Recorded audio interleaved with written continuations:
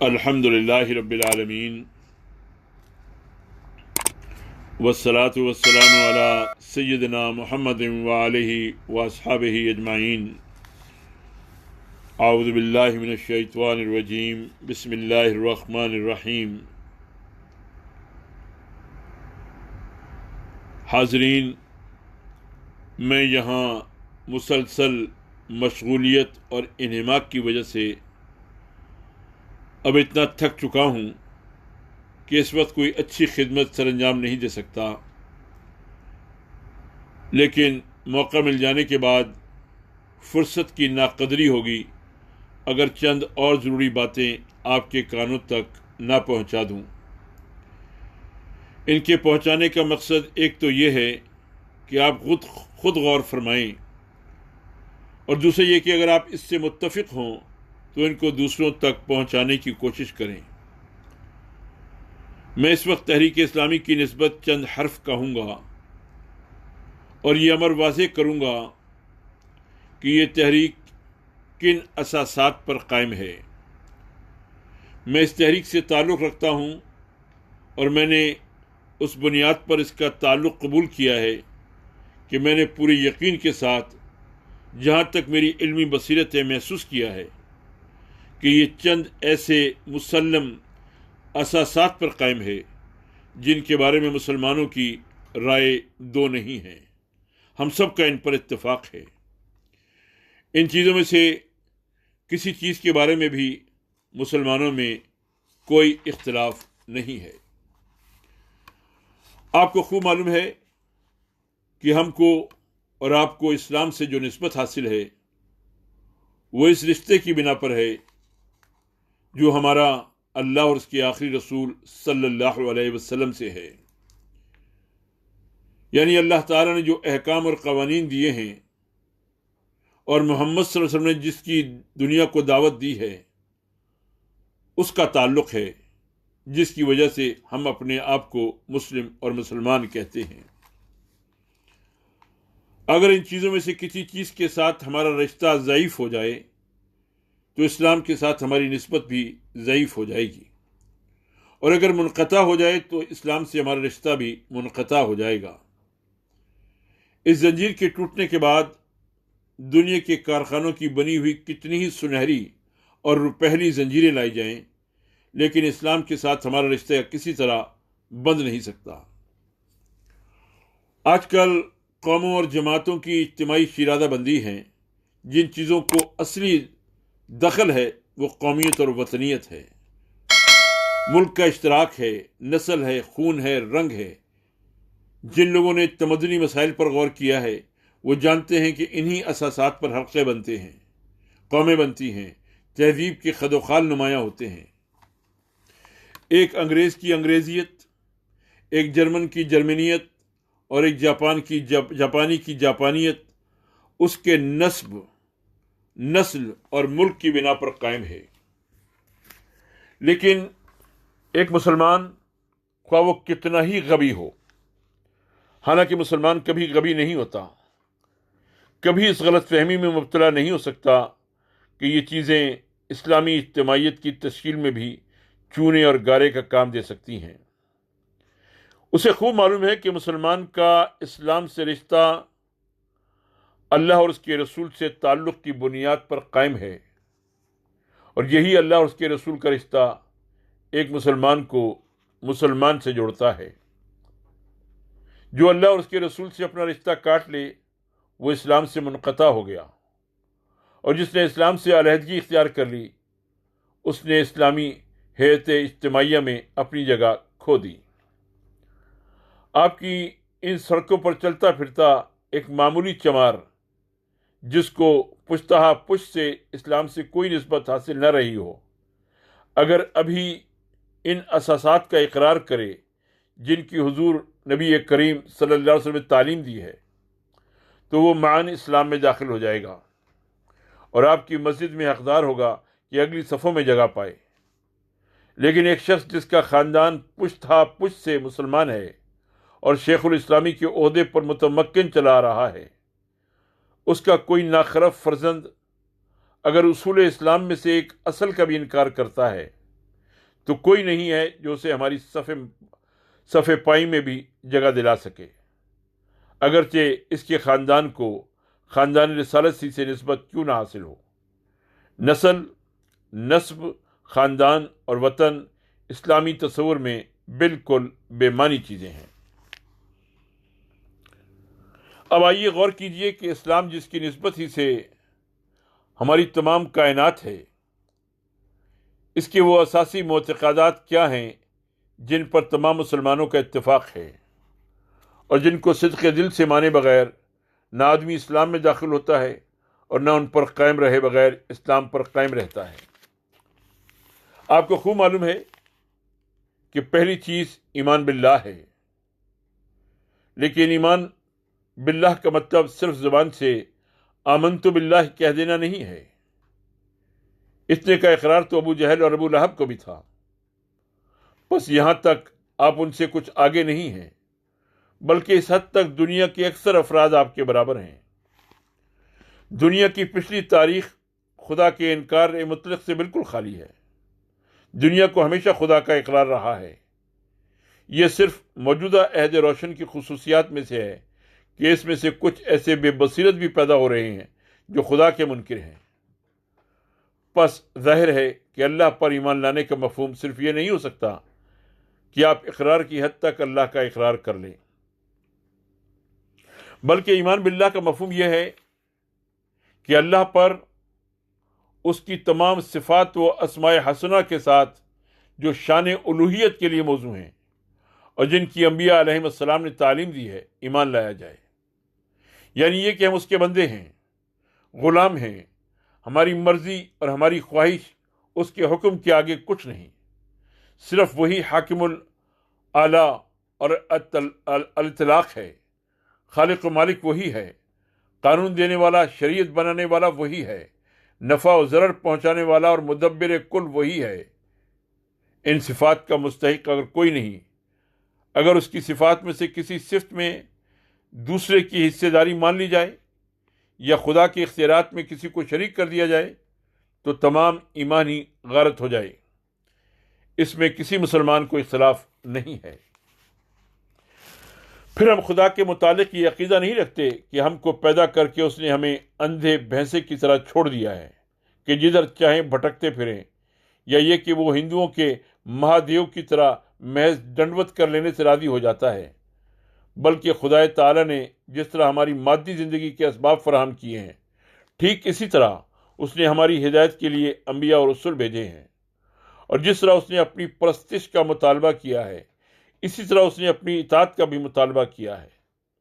صرف یہ چیز کافی نہیں ہے کہ ہم زبان سے اس کی تعریف کر دیں یا صرف 5 وقت نماز پڑھ لیں، بلکہ اس کی فرما برداری و اطاعت بھی لازمی ہے۔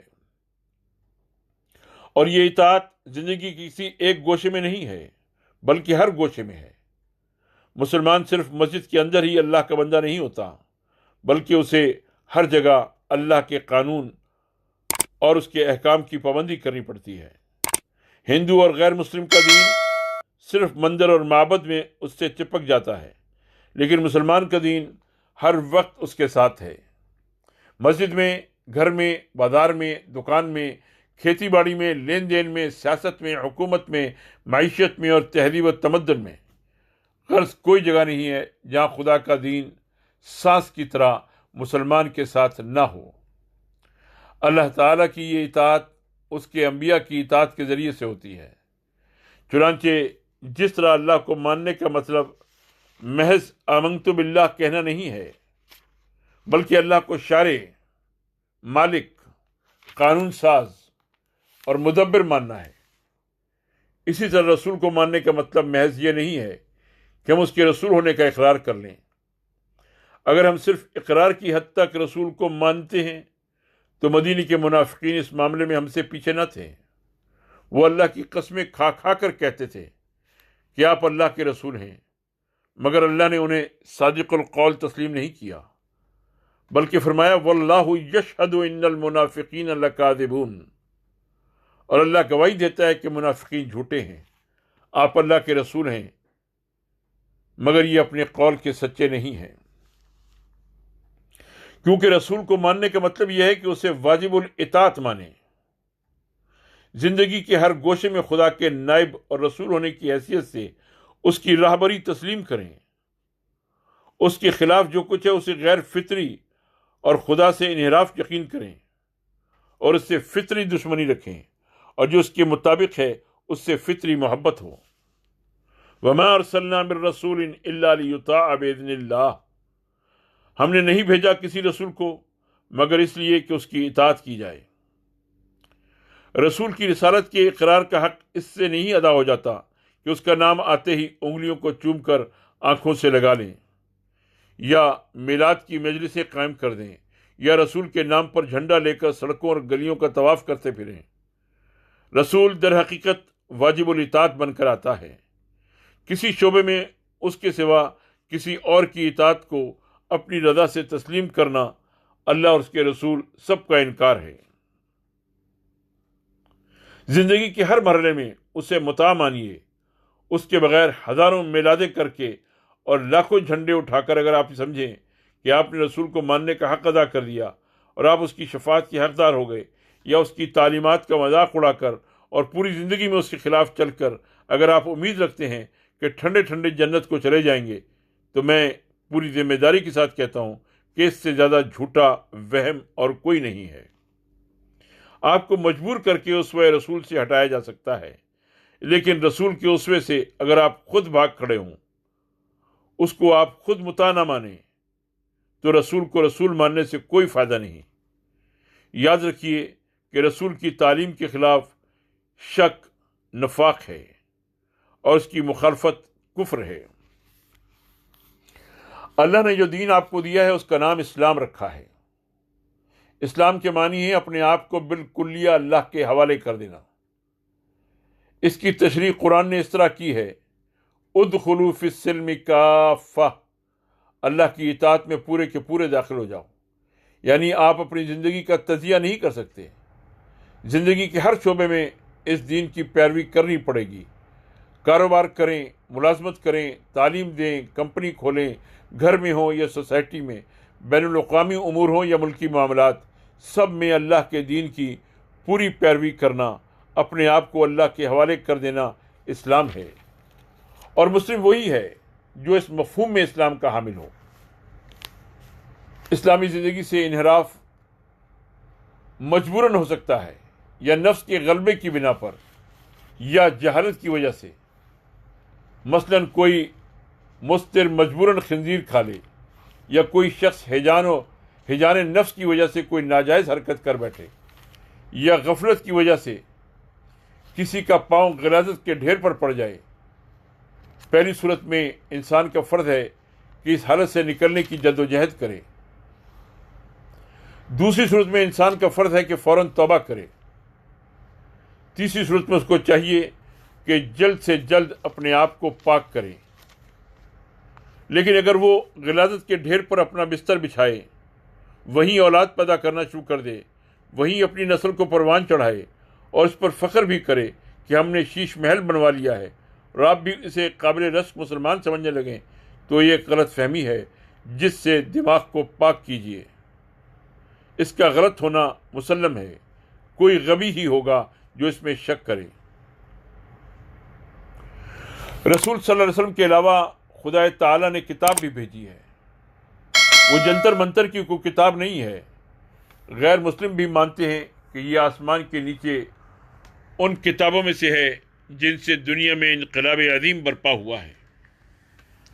حقیقت یہ ہے کہ اس نے سب سے بڑا اور سب سے زیادہ صالح انقلاب برپا کیا ہے۔ یہ قوموں کے لیے عروج و زوال کا پیمانہ بن کر نازل ہوئی ہے۔ اس نے دیکھتے ہی دیکھتے عرب کی کئی گئی گزری قوم کو دنیا کی قوموں کا امام بنا دیا، اور دوسری تمام بڑی بڑی قوموں کے فاسد تمدنوں کو جڑ سے اکھاڑ پھینکا۔ اس نے اونٹ چلانے والوں کے ہاتھوں سے اونٹوں کی نکیل لے لی اور قوموں کی قیادت کی باغ ان کے ہاتھوں میں دے دی، اور انہی اونٹ چلانے والوں میں اس کے فیض سے ایسے ایسے لوگ پیدا ہوئے کہ پوری انسانیت کی تاریخ ان کے ناموں سے روشن ہے۔ یہ کتاب ہماری زندگی کے ہر گوشے کے لیے ہدایت بنا کر بھیجی گئی ہے۔ یہ فرمان الہی ہے، واجب الاطاعت ہے، اس میں شک اور تفریق کی گنجائش نہیں۔ کوئی مسلمان جان بوجھ کر اور ٹھنڈے دل سے اس سے منحرف ہو کر اپنے تئیں مسلمان نہیں باقی رہ سکتا۔ جب تک اس کے دم میں دم ہے وہ اس پر جمع رہے گا۔ اگر جہالت کی وجہ سے اس سے بھٹک جائے گا تو ہوش آنے کے بعد اس کی طرف لوٹے گا، اور اگر اس سے زبردستی اس کو دور کر دیا جائے گا تو یہ دوری ایسی ہوگی جیسی ایک مچھلی کی دوری تالاب سے۔ وہ بہر صورت اس سے علیحدگی پر کبھی راضی نہیں ہو سکتا، اگرچہ اس کا سر تن سے جدا ہو جائے، اگرچہ اس راہ میں اسے سب کچھ کھو دینا پڑے۔ اس کتاب عزیز یعنی قرآن کے ساتھ ہمارے تعلق کی نوعیت صرف یہ نہیں ہے کہ اگر وہ کبھی زمین پر گر جائے تو اس کے برابر گیہوں تول کر صدقہ کر دیا جائے۔ اس کا جزدان نہایت عمدہ مخمل کا ہو، صاف ستھری الماری میں اسے رکھا جائے، اور ہرگز یہ بھی نہ کہ کوئی مرنے لگے تو اس پر سورہ یاسین پڑھ کر دم کر دیجیے۔ وہ جان نکالنے کے لیے سہولت کا نسخہ ہی بن کر نہیں آئی ہے، بلکہ انسان کے لیے ہدایت اور حیات کا سرچشمہ بن کر آئی ہے۔ سورج تاریک ہو جائے تو جہاں تاریک نہ ہوگا، چاند بے نور ہو جائے تو دنیا اندھیری نہ ہوگی، ستارے جھڑ جائیں تو کوئی انقلاب برپا نہ ہوگا، لیکن اگر قرآن جہاں سے غائب ہو جائے تو پھر دنیا کو کہیں سے روشنی نہیں مل سکتی۔ من لم یجعل اللہ لہ نورا فما لہ من نور۔ یہ کتاب عزیز وہ ہے جو تہذیب و تمدن اور نیکی و سعادت کا سرچشمہ ہے۔ اس ظالم انسان کے جواب میں جس نے کہا تھا کہ جب تک یہ کتاب باقی ہے دنیا میں امن قائم نہیں ہو سکتا، میں یہ کہتا ہوں کہ دنیا کی بڑی سے بڑی تباہی بھی دنیا سے نیکی اور امن و عدل کے آثار نہیں مٹا سکتی اگر یہ کتاب صفحہ عالم پر موجود ہے۔ اسے جاننا، اس پر ایمان لانا، اس کے مطابق عمل کرنا، اس کے علم و عمل کو وراثت میں منتقل کرنا، اس کے لیے گردن کٹانا ہمارے فرائض اور اس کتاب کے حقوق میں سے ہے۔ یہ ہمارے دین کے مسلمات میں ہے۔ میں کہہ چکا ہوں کہ ہمارا رشتہ خون کی بنا پر نہیں ہے، اس کتاب کی بنا پر ہے۔ جو اس کو مانتا ہے وہ ہمارا ہے اور ہم اس کے ہیں، اور جو اس سے منحرف ہے نہ وہ ہمارا ہے نہ ہم اس کے ہیں۔ نخلع ونترک من یفجرک۔ ہمارے مدرسوں کے امتحان میں کچھ سوالات اختیاری بھی ہوتے ہیں، لیکن قرآن میں کوئی ایسی چیز نہیں ہے جو اختیاری ہو۔ ہم کو پورا قرآن ماننا پڑے گا۔ اس کی ایک چیز کا انکار سب کا انکار ہے، خواہ وہ چھوٹی سے چھوٹی ہی کیوں نہ ہو۔ خداوند تعالی ہمارا محتاج نہیں ہے کہ ہم جتنی بھی اس کی اطاعت کریں اتنے ہی پر وہ راضی ہو جائے کہ چلو اگر یہ 100% مطیع نہیں ہے تو ان سے 50% قبول کر لو۔ نہیں، بلکہ رسول صلی اللہ علیہ وسلم کو حکم ملا ہے کہ پورے کا پورا قرآن پیش کریں، جسے لینا ہے اسے پورا لے ورنہ پورا چھوڑ دے۔ آپ کو معلوم ہے کہ اہل ردہ نے کس چیز کا انکار کیا تھا؟ صرف زکوٰۃ ہی کا تو کیا تھا۔ صحابہ رضی اللہ تعالیٰ عنہ کی مجلس میں معاملہ پیش ہوا تو حضرت ابو بکر صدیق رضی اللہ تعالیٰ عنہ نے فرمایا کہ اگر انہوں نے ایک بکری کا بچہ بھی دینے سے انکار کیا تو میں ان سے جہاد کروں گا، اور اگر اور کوئی تیار نہ ہوگا تو میں تنہا تلوار لے کر نکلوں گا۔ سب صحابہ رضی اللہ تعالیٰ عنہ اجمعین نے اس سے اتفاق کیا۔ اس سے ظاہر ہو گیا کہ احکام دین میں ہم کسی قسم کی تفریق و تقسیم نہیں کر سکتے۔ اسلام کے ساتھ ہماری نسبت ان مسلمات ہی کے تسلیم کرنے سے قائم ہے۔ یہ بنیادی اصول ہیں جن پر ہم سب مسلمان متفق ہیں۔ ان پر قائم رہنا کچھ آسان کام نہیں ہے۔ شیطان کا کام ہی یہ ہے کہ ترغیب سے ترہیب اور دلوں میں وسوسہ اندازی کر کے خدا سے بغاوت کی راہ پر لائے، لیکن ہمارا فرض یہ ہے کہ ہم کم سے کم اتنی ہمت تو دکھائیں کہ شیطان کو دانتوں پسینہ آ جائے۔ یہ کیا ہے کہ اپنے آپ کو بزدلانہ طاغوت کے حوالے بھی کر دیں اور دینداری کا دعویٰ بھی کرتے رہیں، خدا سے بھی تعلق رکھیں اور ہر من سے بھی۔ اس پر ایک لطیفہ یاد آیا، کہیے تو عرض کر دوں۔ کوئی مسلمان ہوا لیکن اس کے باوجود جب وہ کسی منظر کے سامنے سے گزرتا تو مورتیوں کے آگے ڈنڈوت بھی کر لیتا۔ کسی نے کہا کہ مسلمان ہونے کے بعد یہ حرکت اچھی نہیں ہے۔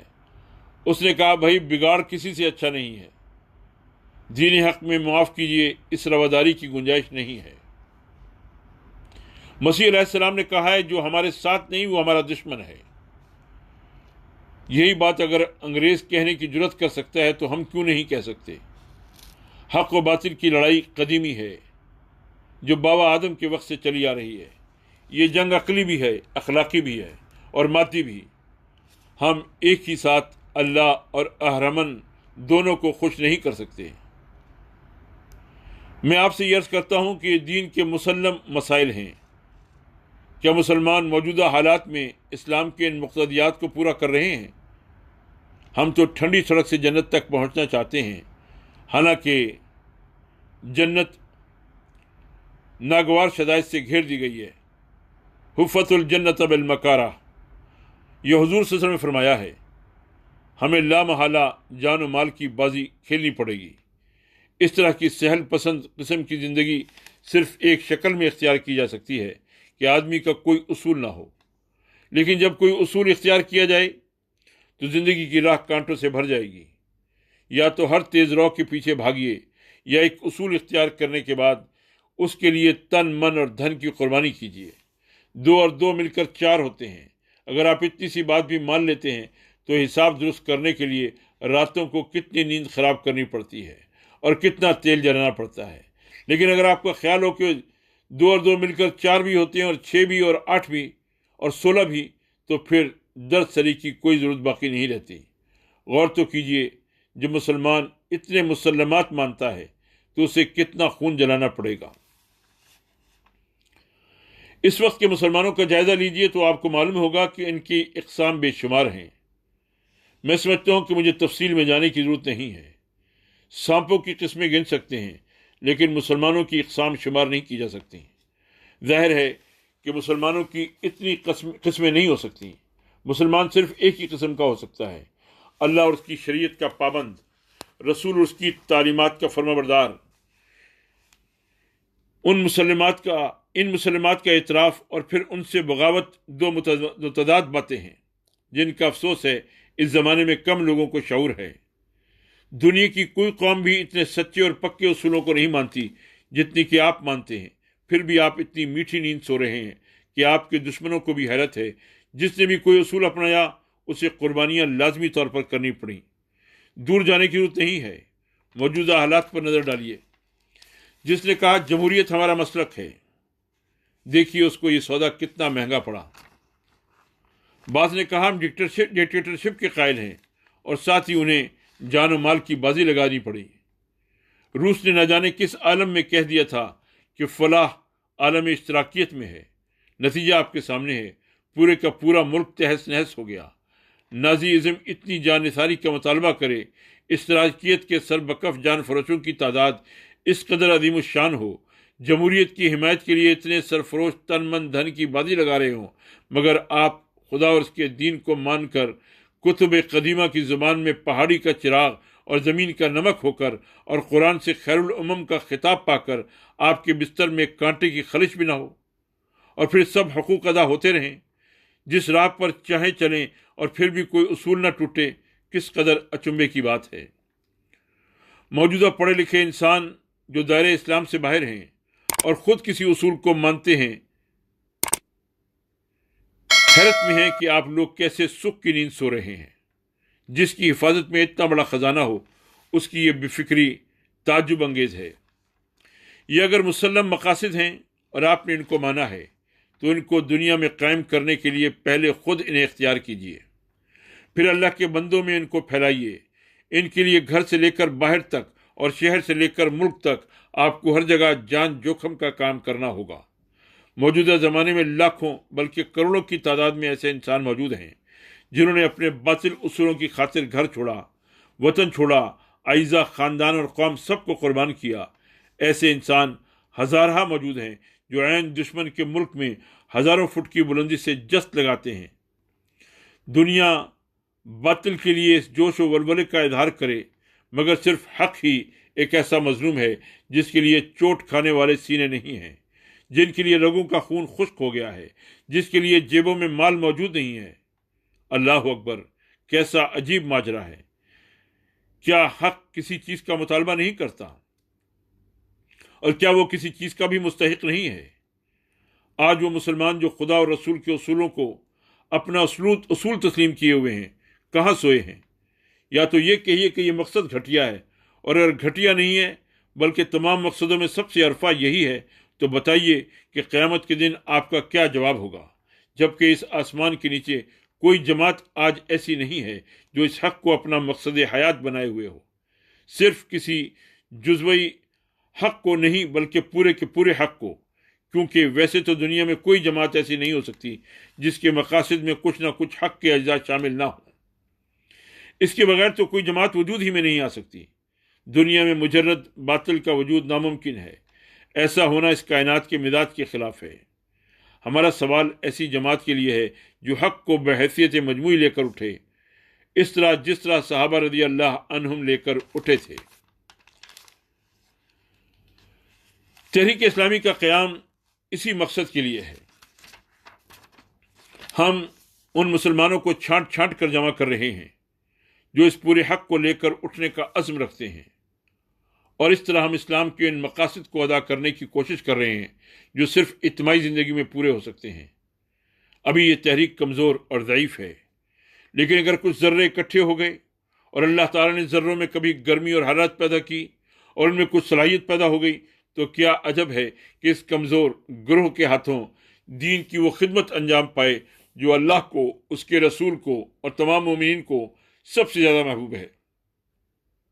اللہ ہمیں اس کام کے لیے سچا خادم بنا دے۔ ان امور میں کسی کے لیے اختلاف کی گنجائش نہیں ہے۔ یوں تو بحث کرنے کے لیے سب کے منہ میں زبان ہے، مگر حقیقت یہ ہے کہ یہ مسلم مسائل ہیں۔ کوئی جماعت نہ تھی جو اس مقصد خالص کے لیے جد و جہد کر رہی ہو۔ باطل سے باطل مقاصد کے لیے جماعتیں ہوں، ان کے لیے بڑی بڑی قربانیاں کرنے والے ہوں، لیکن اس آسمان کے نیچے جو سب سے بڑا مقصد ہو اس کے لیے کچھ نہ ہو، کس قدر غم انگیز بات ہے۔ اس مقصد کے لیے کچھ خدا کے بندے اکٹھے ہو گئے۔ سمجھانے اور سمجھنے میں ذرا دیر لگے گی، مگر دنیا سمجھے گی ضرور۔ اور اگر نیتوں میں خلوص ہے تو جس وقت شیطان اپنی فوج لے کر نکلے گا تو ہم اس مبارک ذات کے اسوے کی پیروی کریں گے صلی اللہ علیہ وسلم، جس نے ہزاروں غرق کے اہن جنگجوؤں کے سامنے 313 بے سر و سامان لا کھڑے کیے تھے، اور اللہ تعالی نے انہی کے ذریعے سے حق کا بول بالا کیا تھا۔ پھر اگر ہم نے اس جد و جہد میں بازی پا لی تو فہو المراد، اور اگر دوسری بات ہوئی تب بھی تمام راستوں میں ایک حق کا راستہ ایسا راستہ ہے جس میں ناکامیابی کا کوئی سوال نہیں۔ اس میں اول قدم بھی منزل ہے اور آخر بھی۔ ناکامی کا اس کوچے میں گزر ہی نہیں ہے۔ اس کو مان لینے اور اس پر چلنے کا عزم راسخ کر لینے کی ضرورت ہے۔ پھر اگر تیز سواری مل گئی تو فبہا، یہ نہ صحیح تو چھکڑے ملیں گے، انہی سے سفر ہوگا۔ یہ بھی نہیں تو 2 پاؤں موجود ہیں، ان سے چلیں گے۔ پاؤں بھی نہ رہیں تو آنکھیں تو ہیں، ان سے نشانے منزل دیکھیں گے۔ آنکھیں بھی اگر بے نور ہو جائیں تو دل کی آنکھ تو ہے، جس کی بصارت کو کوئی سلب نہیں کر سکتا بشرطے کہ ایمان موجود ہو۔ ان صلاتی و نسکی و محیاج و مماتی للہ رب العالمین، میری نماز، میری قربانی، میری زندگی اور میری موت اللہ کے لیے ہے جو تمام جہانوں کا رب ہے۔ پس وسائل کار اور اسباب راہ کا سوال ہمارے ہاں بالکل ایک ضمنی شے ہے۔ دوسری راہوں میں یہ دیکھا جاتا ہے کہ کہاں تک پہنچے، زاد راہ کیا ہے اور منزل کتنی باقی ہے۔ کامیابی کے امکانات کا حساب ہوتا ہے، لیکن ہماری کامیابی کا معیار یہ ہے کہ حسن نیت اور اخلاص کس قدر تھا۔ یہ کوئی نہیں پوچھتا کہ کتنے قدم چلے، پہلے قدم پر موت آ گئی تب بھی کامرانی ہے، اور منزل تک پہنچ گئے تو پھر کہنا ہی کیا۔ ایمان خالص اس سفر میں زیادہ راہ ہے، اور عزم صادق راحلہ ہے۔ جو اپنی جانیں اللہ کی نظر کر چکے وہ کامیاب ہو چکے، جو باقی ہیں وہ جس دن نظر گزران دیں گے کامیاب ہو جائیں گے۔ رجال صدقوا ما عہد اللہ علیہ فمنہم من قضى نحیہ ومنہم من ینتظر وما بدلوا تبدیلا۔ سورہ احزاب کی آیت نمبر 23 میں ارشاد ہے، کچھ لوگ ہیں جنہوں نے سچ کر دکھایا اس عہد کو جو انہوں نے اللہ سے کیا ہے، بس ان میں سے بعض ایسے ہیں جنہوں نے اپنی نظر پیش کر دی اور بعض انتظار کر رہے ہیں اور انہوں نے کوئی تبدیلی عہد میں نہیں کی۔ وما بدلوا تبدیلا۔ کامیابی اور ناکامی کا حساب نہ لگائیے۔ مجھے فیصد کے لفظ سے سخت نفرت ہے۔ یہ کام بہرحال ہمیں کرنا ہے۔ حالات نامساعد ہیں تو ہوا کریں۔ دنیا میں کب حق کا خیر مقدم کیا گیا ہے؟ کب ایسا ہوا ہے کہ اہل حق چلے ہوں اور چوبداروں نے ان کے آگے ہٹو بچوں کی صدائیں بلند کی ہوں؟ حق کی راہ میں طائف اور غار ثور، خندق اور احزاب کا ہونا ضروری ہے۔ حق کی خاطر رسول کے راستے میں کانٹے بچھائے گئے، دندان مبارک شہید کیے گئے، سر پر اوجھ ڈالی گئی، ہر طرح کی اذیت پہنچائی گئی۔ بدقسمت ہیں ہمارے وجود اگر ہماری ایک ہڈی بھی نہ ٹوٹے۔ حق پرستی کی راہ میں کب مشکلات حائل نہ تھیں۔ تاریخ کا جو ورق حق کے لیے مشکلات سے خالی ہو اسے اٹھا کر لائیے، میں اس کو چوم لوں گا۔ مشکلات تو اس راہ میں آوان و انصار کی حیثیت رکھتی ہیں۔ خوب سمجھ لیجیے کہ یہاں ناکامیابی کا وجود ہی نہیں ہے۔ نہ صرف یہ کہ ایک قدم بھی اٹھ جائے تو کامیابی ہے، بلکہ جس راستے پر آپ گامزن ہیں اگر اس سے آپ پیچھے ہٹ جائیں جب بھی یہ کامیابی ہے، بشرطے کہ آپ خود پیچھے نہ بھاگے ہوں۔ اہل حق نے شکستیں بھی کھائیں، لیکن ان شکستوں پر ہزار فتح مندیاں قربان۔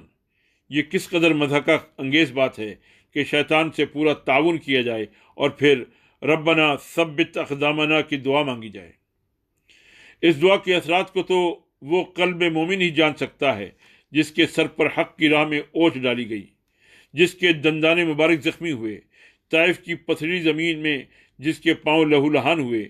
جب وہ کہتا ہے ربنا ثبت اقدامنا، تب زمین سے آسمان تک لرزہ پڑ جاتا ہے۔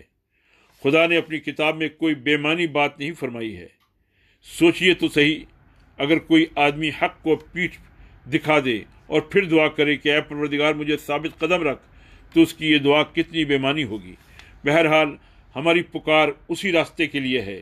بدگمانیوں کا ہمارے پاس کوئی مداوع نہیں ہے، لیکن خوب سن لیجئے کہ اللہ کے پیغام کے علاوہ ہمارا کوئی پیغام نہیں، رسول کی سنت کے سوا ہمارے لیے کوئی سنت نہیں۔ کتاب موجود ہے، غلطی دیکھیں ٹوک دیجئے۔ صاف الفاظ میں کہہ دوں، کافر ہو جو انکار کرے۔ ہم پر ہر شخص اللہ اور اس کے رسول کی تعلیم سے حجت قائم کر سکتا ہے، باقی سارے قیل و قال کو ہم نے تج دیا ہے۔ ہم اپنے راستہ اپنی دونوں آنکھوں سے دیکھ رہے ہیں۔ آپ اگر چلنے کے لیے راضی ہیں تو آپ کے لیے مبارک ہے، کیونکہ یہ آپ کا فرض ہے۔ ہم آپ کو دعوت دیتے ہیں، درخواست نہیں کرتے۔ یہ ہماری دلی تمنا ہے اور یہ بڑی سے بڑی چیز ہے جو ہم چاہ سکتے ہیں۔ ہم اسلام کے راستے میں خود بڑا حجاب بن گئے ہیں۔ وہ قوم اسلام کی وارث بنی ہے جو حق کو خود ذبح کرتی ہے، دوسروں کو جھٹکا نہیں کرنے دیتی۔ حالانکہ آپ کا تعلق کسی قوم سے نہیں ہے۔ جو کلمے کا دوست ہے آپ کا دوست ہے، جو حق کا باغی ہے آپ کا باغی ہے۔ آپ کا تعلق اللہ کے دین ہی سے ہے۔ جس دن دنیا پر یہ حقیقت واضح ہو گئی کہ آپ خدا کے دین کی سربلندی کے سوا اور کچھ نہیں چاہتے، آپ دیکھیں گے کہ آپ کے لیے دنیا بالکل بدل گئی ہے۔ آپ کے لیے پتھروں کے دل موم ہو جائیں گے اور بہرے کانوں میں بھی سماعت حق کی صلاحیت پیدا ہو جائے گی۔ حق کے ساتھ فطرت انسانی کو ازلی محبت ہے، بشرطے کہ حق اس کے سامنے بے حجاب ہو کر آئے۔ حضرات، اس حقیقت کو فراموش نہ کیجیے کہ سنت اللہ یہ نہیں ہے کہ ہم دین کو چاہیں یا نہ چاہیں، اللہ تعالیٰ اپنے زور سے اس کو زمین میں جاری و قائم کر دے۔ اقامت دین تو بندگی کے کاموں میں سے ہے، اور بندگی بندوں کا کام ہے، اللہ تعالیٰ کا کام نہیں ہے۔ اللہ تعالیٰ نہ ہماری طرف سے نماز پڑھے گا، نہ روزہ رکھے گا، نہ زکوٰۃ دے گا، نہ حج کرے گا، اور نہ کوئی حکم بجا لائے گا۔ یہ سارے کام ہمارے کرنے کے ہیں۔ البتہ یہ ضرور ہے کہ اگر ہم ان کاموں کے کرنے کا عزم بالجزم کر لیں گے اور ان کی اقامت کی راہ میں اپنے عزیز سے عزیز چیزوں کو قربان کرنے کے لیے اٹھ کھڑے ہوں گے، تو خدا اور اس کے فرشتوں کی مدد ہمارے ساتھ ہوگی۔ بس آپ اس بات کا ہرگز انتظار نہ کیجیے کہ اللہ تعالیٰ خود توحید کا پرچم سارے عالم میں لہرا دے گا۔ اس کے لیے تو بہرحال ہم ہی کو سر دھڑ کی بازی لگانی پڑے گی اور اپنے سر و سینے کو زخمی کرانا ہوگا۔ ہاں، جب اس راہ میں وہ ہم سب کچھ کھو دیں گے جو ہمارے پاس ہے، تو ہمیں وہ سب کچھ مل جائے گا جو اس راہ کے خطرات برداشت کرنے والوں کے لیے اللہ کے پاس ہے، اور وہ بڑی چیز ہے۔ اقامت حق کی راہ کا سب سے پہلا کام یہ ہے کہ اپنے آپ سے لڑ کر پہلے اپنے اوپر اللہ کی اطاعت کو لازم کیجیے اور اپنے نفس کو اللہ کا فرما بردار بنائیے۔ اللہ کی راہ میں وہی لوگ لڑ سکتے ہیں جو اس راہ میں اپنے نفس کو شکست دے چکے ہوں۔ یہ کام فارموں کے پر کر دینے سے نہیں ہو سکتا، اس کے لیے بڑی ریاضت اور نفس کشی کی ضرورت ہوگی۔ اپنی زندگی کا احتساب کرنا اور اپنے اوپر اللہ کے دین کو قائم کرنا کوئی سہل کام نہیں ہے۔ سب سے زیادہ انسان خود اپنے نفس سے شکست کھاتا ہے، اپنے اندر کا حریف آدمی کو بہت جلد چت کر لیتا ہے، اپنے اندر کا حریف آدمی کو بہت جلد چت کر لیتا ہے۔ اس وجہ سے سب سے پہلے اس محاذ پر فتح پا لینا ضروری ہے۔ جو نجاستیں آپ نے از خود اپنے اوپر لا دی ہیں ان کو فوراً دور کر دیجیے، اور جو چیزیں آپ کی مرضی کے خلاف مسلط ہو گئی ہیں ان کو دور کرنے کے لیے اجتماعی جدوجہد کا سامان کیجیے۔ اگر آپ کی زندگی صحیح نہج پر آ گئی اور آپ نے اپنے اوپر دین کو قائم کر لیا تو آپ کی آنکھوں کے اشاروں سے وہ کام ہوں گے جو بڑے بڑے مقالوں سے نہیں ہو سکتے۔ آپ کو جو کچھ کہنا ہے عمل کی زبان سے کہنا ہے، منہ کی زبان سے بہت کم کہنا ہے۔ آپ اپنے مقصد کے عملی داعی اور ترجمان بنیں۔ اس بات کو خوب یاد رکھیے کہ ہمارے لیے یہ ذرا بھی فخر کی بات نہیں ہے کہ ہم اس مقصد کے لیے اٹھے ہوں۔ ہمیں اللہ تعالیٰ کا شکر ادا کرنا چاہیے کہ اس نے ہمارے دلوں میں اپنی بندگی کا نیک ارادہ ڈالا اور اس پر چلنے کی توفیق عطا فرمائی۔ فخر و غرور سے بہت ڈرنا چاہیے اور ہر وقت اپنے رب سے چمٹے رہنا چاہیے۔ ہر عزم خواہ حق ہو یا باطل امتحان کی کسوٹی پر پرکھا جاتا ہے۔ دیر یا سویر آپ کے ارادے کی پختگی بھی آزمائی جائے گی۔ جس کام کو آپ لے کر اٹھے ہیں اس آسمان کے نیچے سب سے مشکل کام یہی ہے۔ اس کام میں کچ دلے اور خادم آدمیوں کے لیے کوئی جگہ نہیں ہے۔ اس کام میں کچ دلی اور خام آدمیوں کے لیے کوئی جگہ نہیں ہے۔ اس راہ میں کامیابیوں سے پہلے صعوبتوں کے لیے تیار رہنا چاہیے اور تحسین و آفرین سے زیادہ ملامت کے تیروں کے لیے سینہ سپر رہنا چاہیے۔ تحسین اس راہ میں صرف اللہ تعالیٰ کی طرف سے ہوتی ہے، اور مبارک ہیں وہ جو اللہ تعالیٰ کی تحسین کے سزاوار ٹھہریں۔ اس امر واقعی سے بھی کبھی غفلت نہ ہو کہ ہمارے اور دوسرے بھائیوں کے درمیان فرق کفر و اسلام کا نہیں بلکہ پورے اور جزئی حق اور طریقہ کار کا فرق ہے۔ یہ فرق کچھ عرصے تک باقی رہے گا۔ بہت ممکن ہے کہ اس کے سبب سے کچھ غلط فہمیاں اور بدگمانیاں بھی پیدا ہوتی رہیں، لیکن اگر ہم مضبوطی کے ساتھ اپنے مقصد پر قائم رہے اور ضمنی بحثوں میں نہ الجھے تو یہ بدگمانیاں آپ سے آپ رفع ہو جائیں گی۔ نفس انسانی کی یہ بہت بڑی کمزوری ہے کہ وہ اپنا صحیح جائزہ لینے میں ہمیشہ مداہنت کرتا ہے اور اپنے آپ کو زیادہ سے زیادہ الاؤنس کا مستحق سمجھتا ہے۔ اس وجہ سے ہمارا احتساب اور بے لاگ تبصرہ لوگوں کو کھلتا ہے، لیکن سچائی بہرحال سچائی ہے۔ اگر صبح طلوع ہو چکی ہے تو شب کا پردہ زیادہ دیر تک قائم نہیں رکھا جا سکتا۔ آنکھیں کھلیں گی اور حقائق نظر آئیں گے، اور جو لوگ بدگمانیوں کی بیماری میں مبتلا رہنے کے خواہش مند نہیں ہیں وہ انشاءاللہ ہمارے رفیق کار بنیں گے۔ اتنے قلیل عرصے میں بھی جو کچھ ہو چکا ہے اس میں ہمارے لیے مایوسی اور دل گرفتگی کی کوئی وجہ نہیں ہے۔ ہم نے اپنے خلوص کی نہایت حقیر متاع اس راہ میں پیش کی تھی۔ اللہ تعالیٰ نے اس کے صلے میں کام کی بہت سی راہیں کھول دی ہیں۔ ہم کو جو استعداد آج حاصل ہے اگر ہم نے اس کو صحیح طور پر استعمال کیا تو انشاءاللہ اس سے بڑے کاموں کی راہیں کھلیں گی۔ جو ایک پیسے میں اپنے آپ کو امین ثابت کر دیتا ہے وہ مستحق ٹھہرتا ہے کہ اس کو 1,00,000 کی امانت سونپ دی جائے۔ وما علینا الا البلاغ۔